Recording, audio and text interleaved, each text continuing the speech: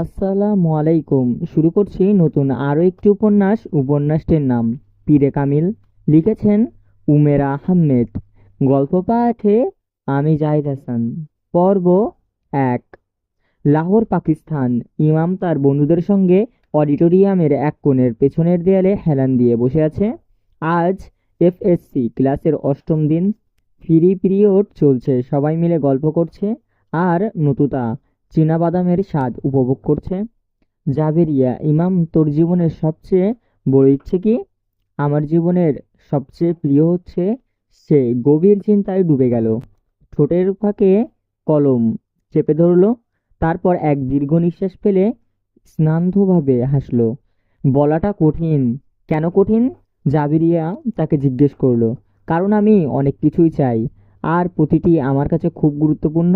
মাথা নেড়ে জবাব দিল ইমামা। দুজনেই অডিটোরিয়ামের একদম পেছনের দিকে বসেছিল, দেয়ালে হেলান দিয়ে। এটা ছিল তাদের এফএসসি ক্লাসের অষ্টম দিন, আর ফাঁকা সময়টা তারা এখানেই কাটাচ্ছিল। লবণ মেশানো বাদাম একে একে মুখে দিচ্ছিল জাভেরিয়া। তা আবার প্রশ্ন শুনল সে। তোর জীবনের সবচেয়ে বড় ইচ্ছে কি ইমামা?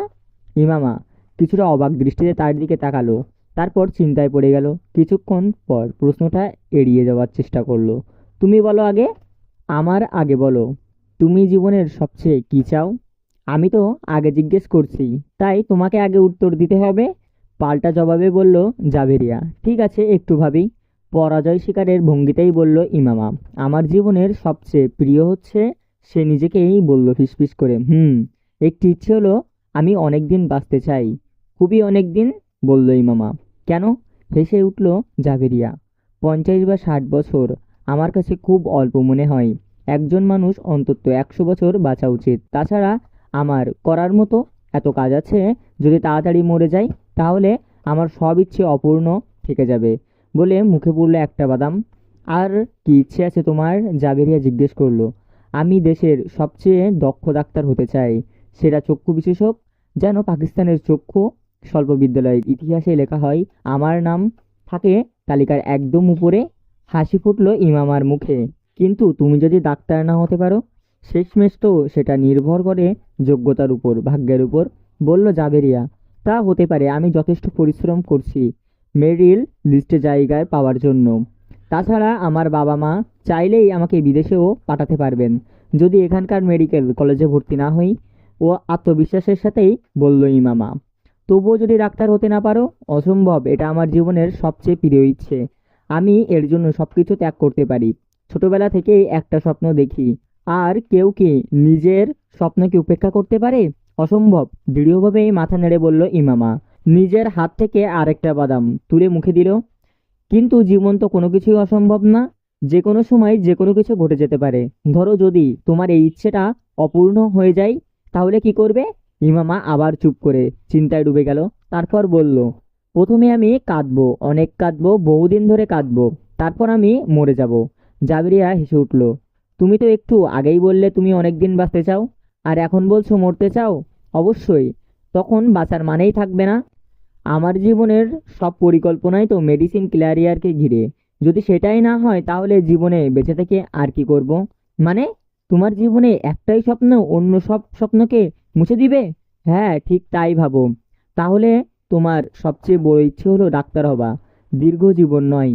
তুমি তাই বলতে পারো। ঠিক আছে, তাহলে যদি তুমি ডাক্তার হতে না পারো তাহলে কি করবে? মরার জন্য তুমি কিভাবে বেছে নিবে? আত্মহত্যা নাকি স্বাভাবিক মৃত্যু? অবশ্যই স্বাভাবিক মৃত্যু। আমি নিজেকে মেরে ফেলতে পারবো না, নির্লিপ্তভাবে জবাব দিল ইমামা। আর যদি স্বাভাবিকভাবে না মরো? মানে ডাক্তার না হওয়ার, যদি তুমি বেঁচে থাকো? না, আমি জানি আমি বেশি দিন বাঁচবো না। যদি ডাক্তার হতে না পারি, আমি এতটাই ভেঙে পড়বো যে ঠিক থাকতেই পারবো না, দৃঢ়ভাবেই বলল ইমামা। বিশ্বাস করা কঠিন যে তোমার মতো হাসিখুশি একটা মানুষ এতটা হতাশ হতে পারে, এতটাই যে কান্না করতে করতে মরে যাবে, শুধু এই কারণটাই যে তুমি ডাক্তার হতে পারোনি। শুনতে তো মজার লাগছে, বিদ্রোহী সুরেই বলল জাবেরিয়া। থাক, আমার কথা বাদ দাও, এবার তুমি বলো তোমার জীবনের সবচেয়ে প্রিয় ইচ্ছে কি? প্রসঙ্গ বদলে ফেললো ইমামা। থাক না। না কেন থাকবে? বলো না। তুমি রাগ করবে যদি বলি? দ্বিধা নিয়েই বলল জাবেরিয়া। ইমামা অবাক হয়ে তার দিকে ঘুরে তাকালো। আমি রাগ করব কেন? জাবেরিয়া চুপ করে রইল। কি এমন আছে যাতে আমি রাগ করব? আবার প্রশ্ন করলে ইমামা। তুমি রাগ করবে, আস্তে করে বলল জাবেরিয়া। তোমার জীবনের সবচেয়ে বড় ইচ্ছে কি হতে পারে তা আমার জীবনে এর প্রভাব ফেলবে? আমি রাগ করব? বিরক্তি স্বরেই বলল ইমামা। তুমি কি চাও আমি যেন ডাক্তার না হই? হঠাৎ যেন কিছু মনে পড়লো তার। ওহ না, হেসে উঠল জাবেরিয়া। জীবনে শুধু ডাক্তার হবাই সব নয়। দার্শনিক ভঙ্গিতেই বলল সে। এই রহস্যভাবে কথা বলা বন্ধ করো আর সোজাসুজি উত্তর দাও, দৃঢ়ভাবে বলল ইমামা। আমি প্রতিশ্রুতি দিচ্ছি, তোমার কথায় আমি কিচ্ছু মনে করব না। বলেই হাত মিলানোর ভঙ্গিতেই হাত বাড়ালো তার দিকে। তুমি প্রতিশ্রুতি দিলেও রেগে যাবে, এটা নিশ্চিত। তাই অন্য কিছু কথা বলি, শান্তভাবে জবাব দিল জাবেরিয়া। ঠিক আছে, তাহলে আমি আন্দাজ করি তোমার ইচ্ছে এমন কিছু নিয়ে যা আমার জীবনের সঙ্গে গভীরভাবে জড়িত, তাই তো? একটু ভেবে বলল ইমামা। জাবেরিয়ার মাথা নেড়ে সম্মতি জানালো। প্রশ্ন হলো, আমার জীবনে এমন কি এত গুরুত্বপূর্ণ জিনিস আছে যা নিয়ে তুমি? বাক্যের মাঝখানে থেমে গেলে ইমামা। কিন্তু তোমার ইচ্ছে না জানা পর্যন্ত তো আমার কিছুই বুঝতে পারবো না। জাবেরিয়া, বলো না প্লিজ, এই রহস্য আর সহ্য হচ্ছে না, অনুরোধ করলো সে। জাবেরিয়া চিন্তায় ডুবে গেল। ইমামা গভীরভাবে তার দিকে মুখ তাকিয়ে রইল।